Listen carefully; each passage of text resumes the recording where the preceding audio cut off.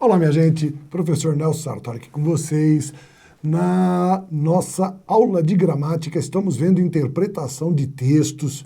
Começamos falando sobre tipologia textual e vamos ver mais alguns exemplos para a gente poder trabalhar os conceitos de localização das informações, né? Ou seja, onde as informações importantes estão. Quando eu pego um texto e eu determino que ele é um texto descritivo, narrativo, dissertativo, é a base de toda a tipologia textual, isso me permite localizar qual é a informação central. Eu trabalho com hierarquias, eu pego a informação principal porque eu sei que as demais informações são circundantes a essa. Então, a partir desse foco, eu consigo trabalhar todos os outros elementos. Então, vamos lá, acompanha comigo aqui. Esse é o quarto texto. E esse texto diz assim, ó. De decote aberto, magra, loura, mostrava uma tatuagem provocante na área saliente do seio esquerdo.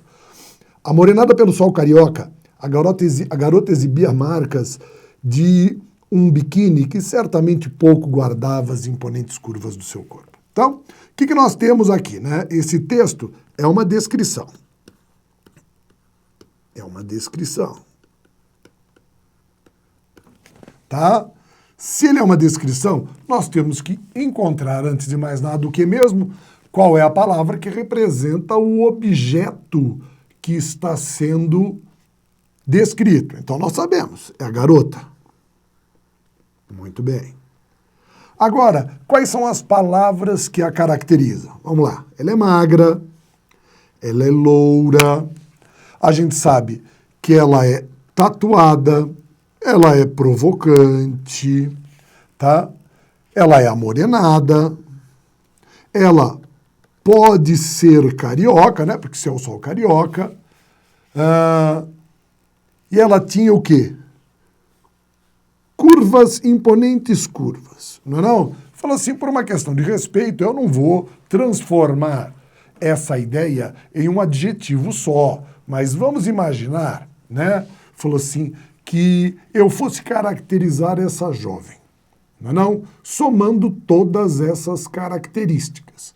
Se fosse um homem, ele usaria um outro adjetivo, um pouquinho mais, vamos dizer assim,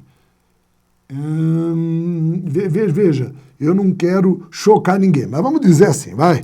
Vamos dizer que nós estamos falando que essa garota é gostosa. Pronto. Tá? Ela é gostosa. Acabou, falei. Né? Que seria uma adjetivação somativa de todas essas estruturas. Se alguém me perguntar, mas sobre o que fala isso daí? Ah, fala sobre uma garota gostosa. Tá, não vai construir todas as caracterizações. Mas, se eu for buscá-las, eu sei o quê? Que ela usa roupas decotadas, que ela é magra, que ela é loura, que ela tem uma tatuagem, que ela é provocante, tá? Que ela deixa o seio saliente, que ela é morena, tá? Que ela exibia marcas do biquíni, que ela tinha curvas imponentes, ou seja, que ela tinha um formato do corpo bastante bonito, né? Fala assim, então eu tenho a construção da imagem dessa jovem. Quando eu transformo no único adjetivo aqui, lógico, entre aspas, porque é um termo não apropriado para a gente poder utilizar, mas para poder esclarecer, eu disse gostosa, ele é genérico, até mesmo porque é um conceito abstrato. Mas posso atribuir valores abstratos, adjetivos que sejam abstratos a uma figura concreta? Posso. Então é importante a gente entender que a descrição trabalha justamente esses pontos. Um objeto sendo caracterizado. Vamos lá. Quinto, em virtude dos fatos mencionados, somos levados a acreditar na possibilidade de estarmos a caminho do nosso próprio extermínio. É desejo de todos nós que algo possa ser feito no sentido de conter essas diversas forças destrutivas para podermos sobreviver às adversidades e construir um mundo que, por ser pacífico, será mais facilmente habitado pelas gerações vindouras. Pessoal, isso daqui é claramente uma dissertação. Tá certo? Por que eu sei que é uma dissertação? Porque ele está defendendo uma ideia. Qual que é a ideia? Do nosso próprio extermínio. Ele fala, em virtude de tudo que já foi mencionado, estamos a caminho do nosso próprio extermínio. Qual que é a palavra principal aqui? É extermínio. Pode ver que ele é um substantivo, tá? Vejam que os outros são dois pronomes, nosso possessivo, o próprio demonstrativo, e é o extermínio que, na verdade, está representando tudo isso. Eu posso encontrar aqui palavras que sustentem esse extermínio? O que pode gerar esse extermínio de uma maneira geral, tá? Vejam, ele fala assim, ó, forças destrutivas, então eu tenho forças, é lógico que elas são destrutivas, mas não é o destrutiva que gera o extermínio, sim a força, tá? E ao mesmo tempo, adversidades. Opa! Adversidades. Então eu posso dizer que esse é um texto que fala sobre o extermínio que pode vir através de forças destrutivas e adversidades. Tá certo? E vamos ao último texto. Olha só.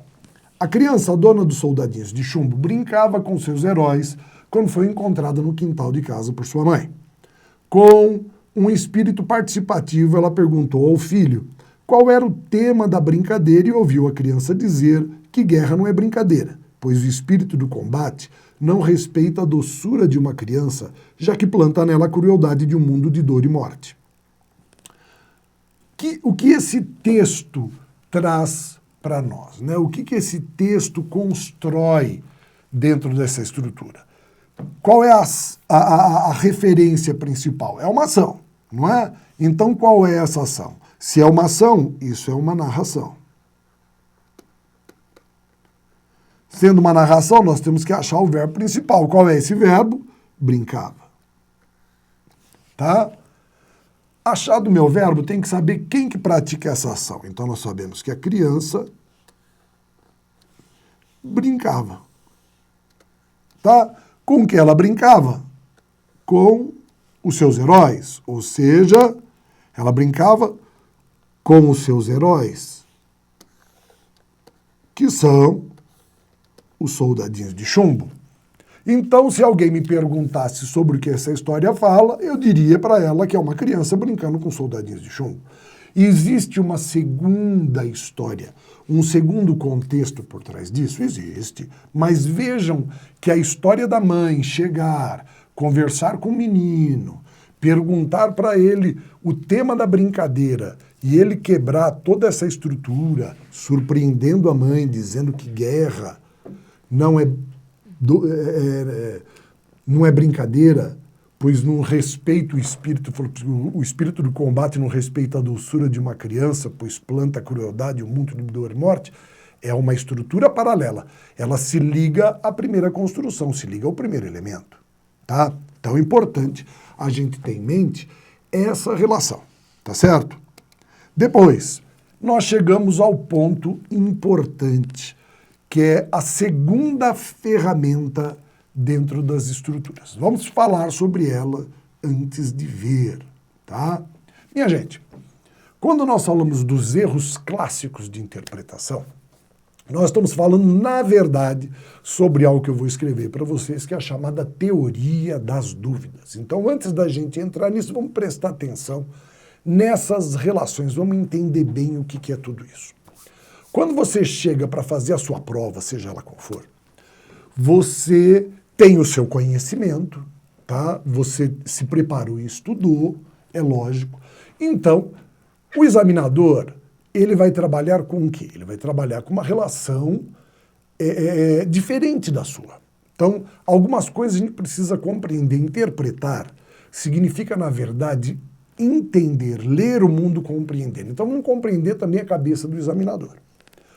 O examinador, este senhor, é contratado, lógico, ele trabalha para uma banca, e ele é contratado com o seguinte propósito: faça questões, tá, para que nós possamos preparar uma prova classificatória.